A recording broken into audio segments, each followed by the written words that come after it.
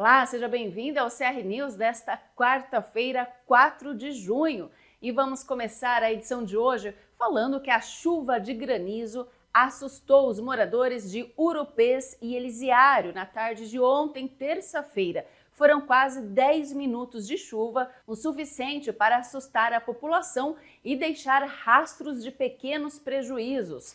As pedras de gelo, de tamanhos variados e em grande quantidade, cobriram ruas, calçadas e quintais. Veículos estacionados nas ruas foram atingidos pelas pedras de gelo e alguns sofreram danos na lataria. Até o momento não há registros de feridos, mas moradores seguem contabilizando os impactos.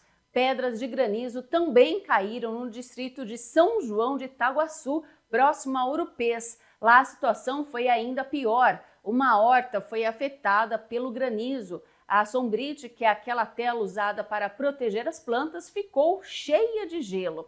A chuva veio acompanhada por rajadas de vento e nuvens densas, cenário típico de uma mudança abrupta no clima. E segundo meteorologistas, a passagem de uma frente fria pelo sudeste do país alterou as condições atmosféricas na região noroeste paulista, onde o calor dos últimos dias encontrou uma massa de ar mais frio, criando as condições ideais para tempestades com granizo.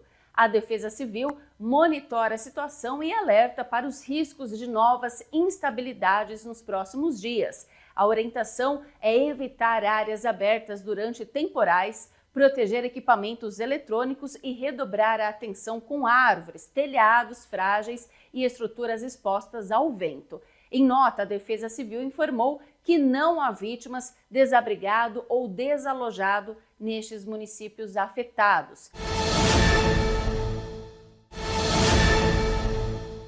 A Guarda Civil Municipal de Catanduva realizou na manhã de hoje um treinamento operacional no Cidade Jardim. A ação faz parte de um exercício simulado de segurança com foco em protocolos de evacuação escolar e atuação diante de ameaças internas, como parte do preparo das equipes da GCM. A simulação produziu então um cenário de crise com a entrada de um agressor armado com faca no ambiente escolar. E durante o treinamento, os guardas realizaram procedimentos de evacuação, mobilização de agressor com refém e técnicas de proteção em ambiente confinado, contando com apoio tático e movimentação de viaturas e agentes no entorno da escola.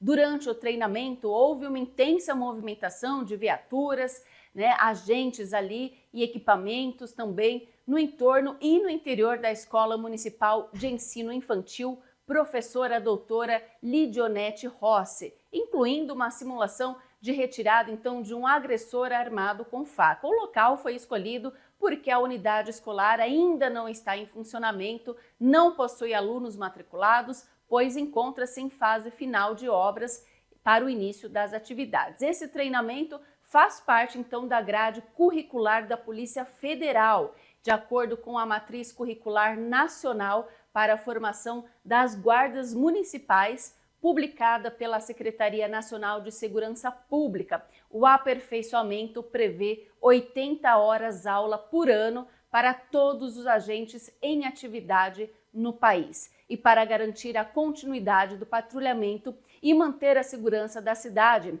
a GCM de Catanduva dividiu o efetivo em 4 turmas que passarão pelo treinamento ao longo de todo o mês de junho, uma turma por semana. O conteúdo programático abrange disciplinas fundamentais para o dia a dia da corporação, como armamento e tiro, incursão em ambiente confinado, atendimento pré-hospitalar em combate, abordagem pessoal, retenção e contra-retenção de armas, entre outros tópicos.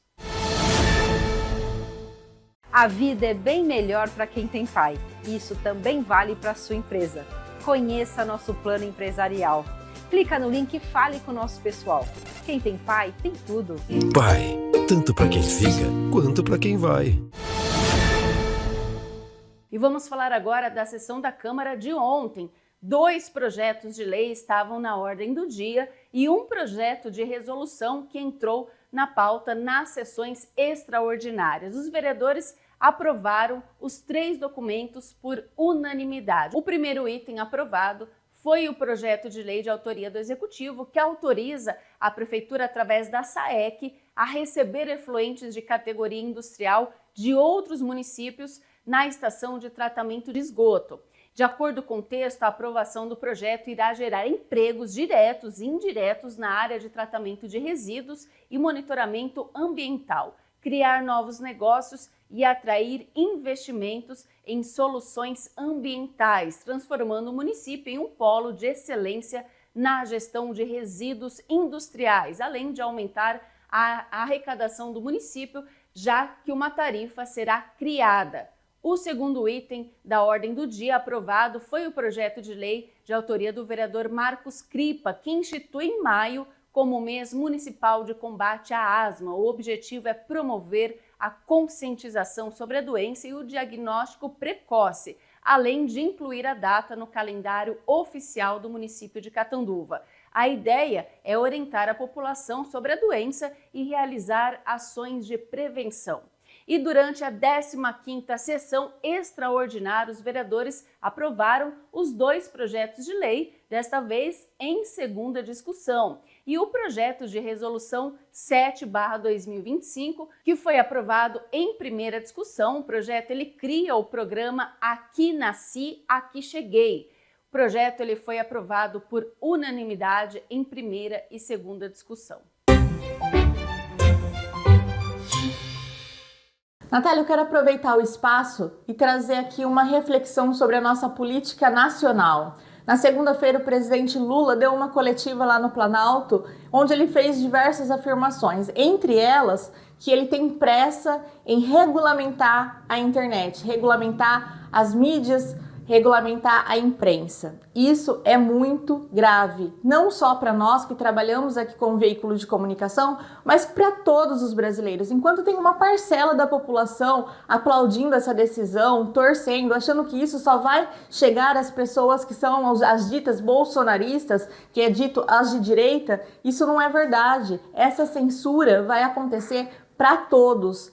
O governo ou o meio que ele determinar é quem vai ditar o que pode ser dito e o que não pode ser dito, o que pode ser veiculado ou não, o que você que está aí em casa pode receber como notícia e o que você não pode. Isso só tem em países que democracia passa longe, né? Países totalitários, como a China, por exemplo, que é onde ele está buscando apoio e vai receber até um integrante para orientar como isso deve ser feito.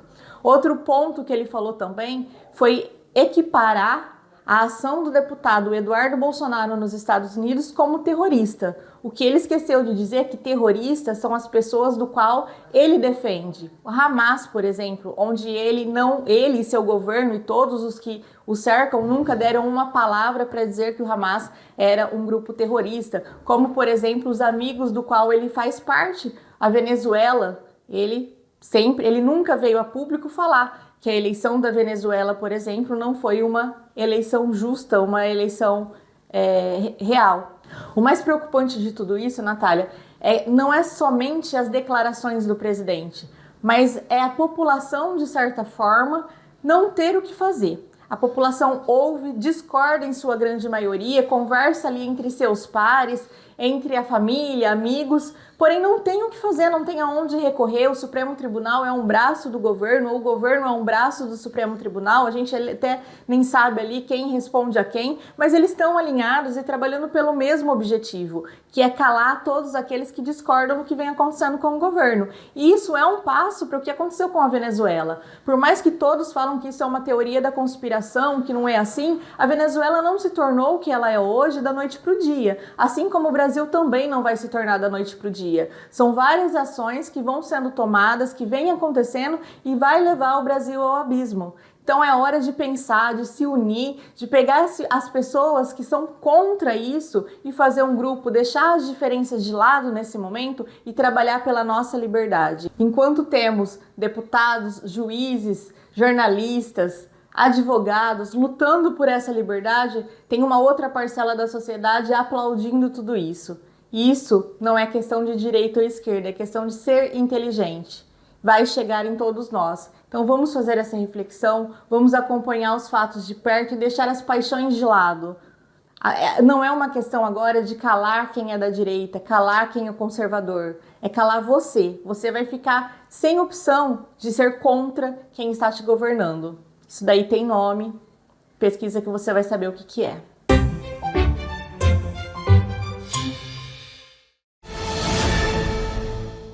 A Prefeitura de Itajobi lançou a campanha de combate ao absenteísmo, que é quando o paciente falta em consultas e exames. A ideia foi lançada para conscientizar a população sobre a importância de comparecer aos agendamentos, cancelar ou reagendar em pelo menos 48 horas antes, porque quando o paciente falta sem justificativa ou aviso prévio, gera atrasos, desperdício de recursos e impede que outras pessoas recebam o atendimento que precisam. E as vagas são limitadas e planejadas com antecedência. Um horário perdido poderia ter sido ocupado por outro paciente. Então, se não poderá comparecer, avise com antecedência. Essa campanha se aplica a todas as consultas e exames agendados pelo Sistema Municipal de Saúde de Itajobi, inclusive nas redes de Catanduva e São José do Rio Preto. Em caso de impossibilidade de comparecimento, entre em contato com a sua unidade de saúde o quanto antes.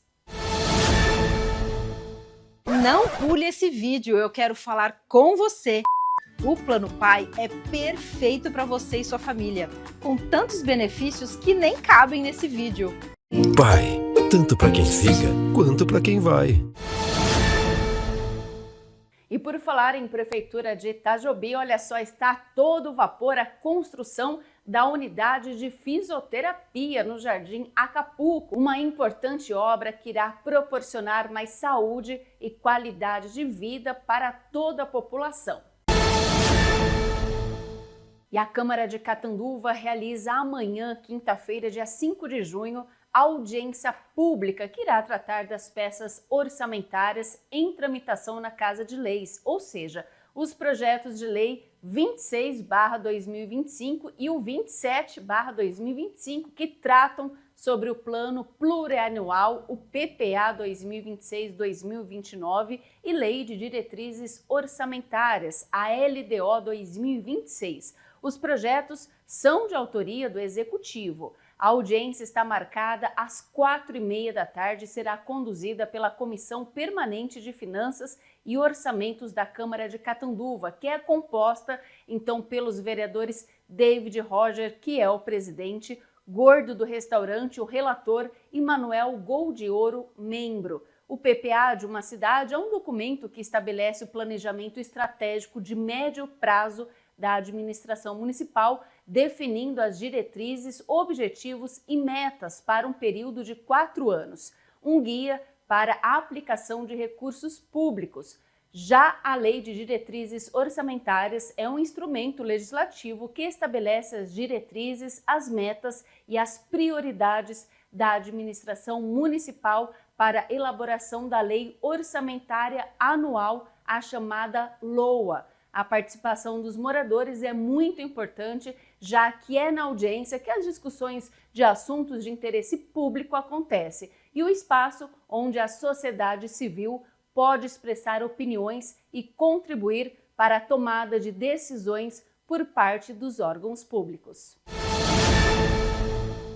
Últimos dias para realizar a inscrição do vestibular da FATEC, que termina nesta sexta-feira, dia 6. O valor da taxa de inscrição é de R$ 50 e a prova será aplicada no dia 29 de junho. As vagas são para automação industrial no período da noite, gestão empresarial manhã e noite e gestão da tecnologia da informação no período noturno. Para concorrer a uma das vagas do vestibular das FATECs, o candidato precisa ter concluído ou estar cursando o ensino médio ou equivalente, desde que no ato da matrícula comprove a conclusão do curso. Mais informações pelo telefone 3524-7186.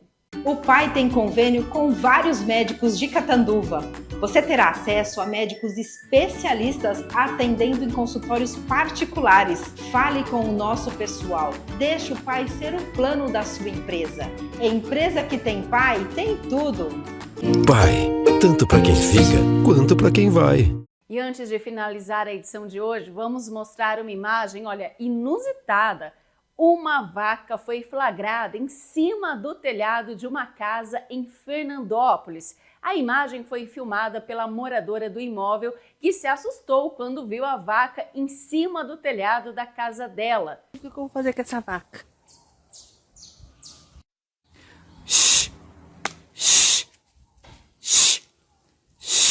Meu Deus, o que eu vou fazer com essa vaca?